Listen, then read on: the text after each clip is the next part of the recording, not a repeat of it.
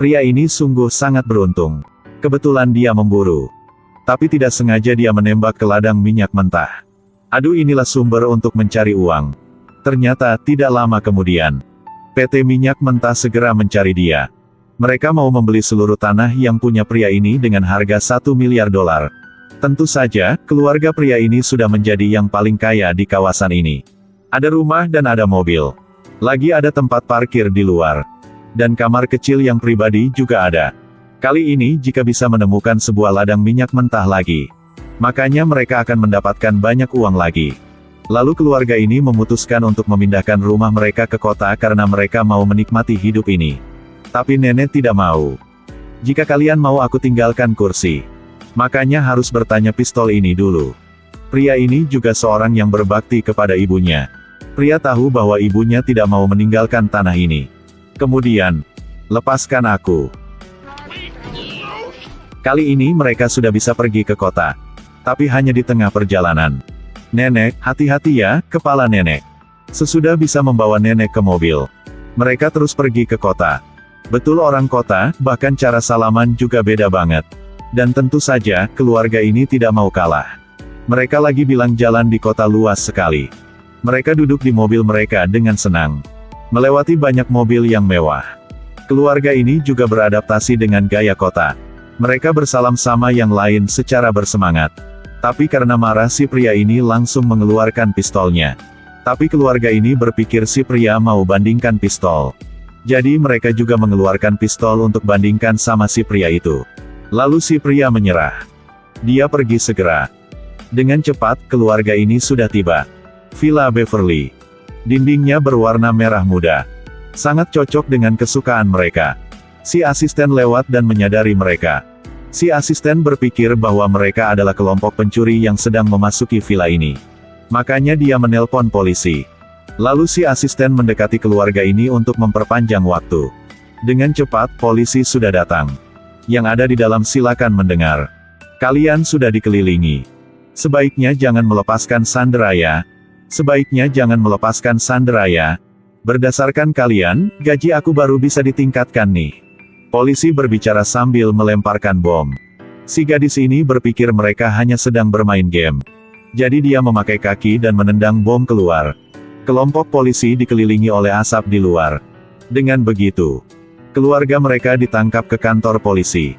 Pertama kali diambil foto. Mereka semua sangat suka. Setelah menyelidiki, polisi menemukan. Keluarga ini memang pemilik villa itu. Direktur bank sudah langsung pingsan. Inilah investor untuk bank kita. Tanpa diduga si asisten ini membahayakan mereka. Lalu si asisten diusir segera. Direktur bank berharap mereka akan memaafkan dia. Untungnya, keluarga ini sangat baik hati. Mereka tidak hanya mengizinkan direktur untuk membantu mereka, tetapi juga memaafkan si asisten, jadi dia bisa terus bekerja. Hal ini membuat si asisten terharu sekali. Jadi si asisten memutuskan untuk mengikuti semua kata dari keluarga ini. Konon, ketika memindahkan ke sini, pria ini mempunyai harapan yang lain. Itulah bisa bertemu dengan jodohnya. Untuk menebus kesalahan yang tadi. Si asisten ini sudah berusaha untuk mencari wanita yang cocok dengan pria ini.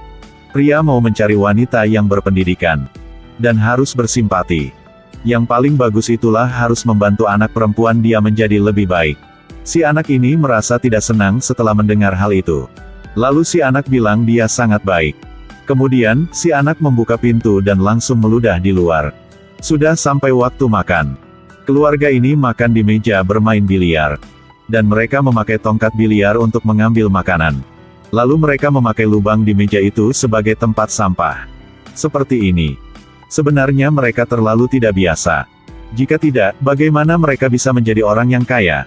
Saat makan, pria ini berbicara tentang rencana untuk dua anaknya.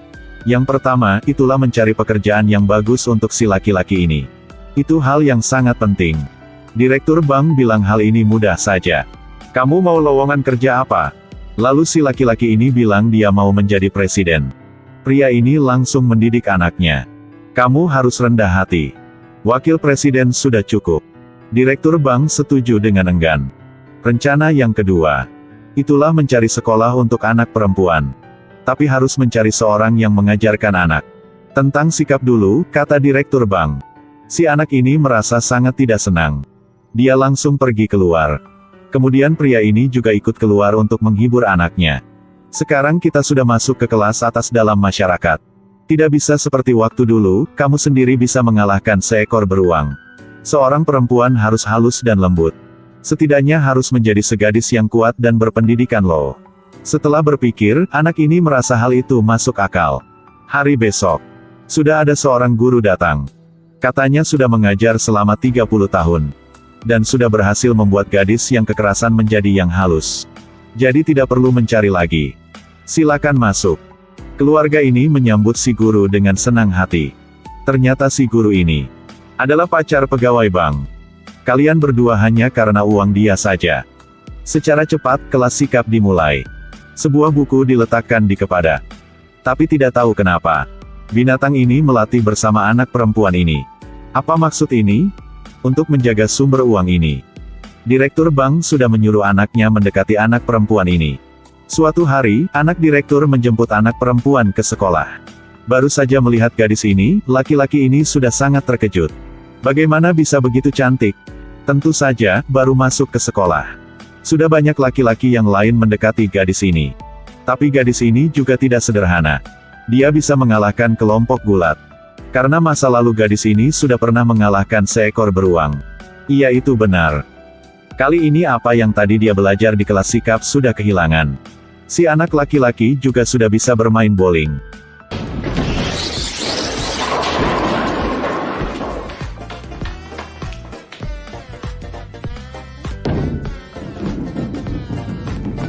Si asisten bersiap untuk keluar. Tiba-tiba ada ekor sapi yang menghalangi dia. Jadi si asisten membunyikan bel rumah. Si laki-laki ini belum pernah melihat teknologi ini. Dia mencari si asisten tapi tidak ketemu. Mungkin ada bunyi di belakang dinding ini. Lalu si laki-laki ini tidak bilang apa. Dia langsung memakai patung untuk merusakkan dinding. Seorang seperti dia. Tapi menjadi wakil presiden bank. Pekerjaan setiap hari dia yaitu duduk. Karena semua bank ini punya dia.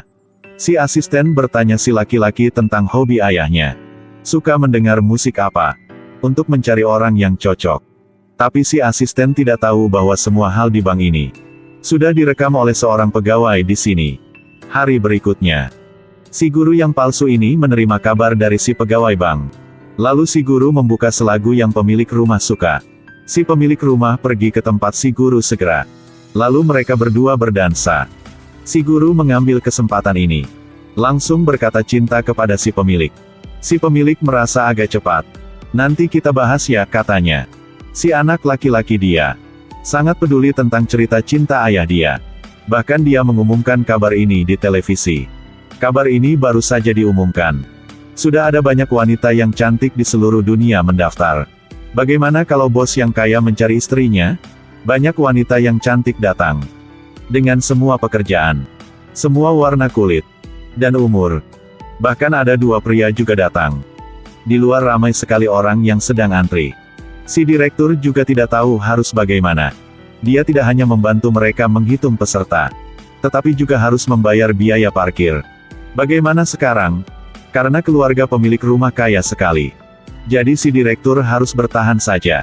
Pada suatu hari, direktur menerima sebuah penawaran investasi dari PT Pacuan Kuda.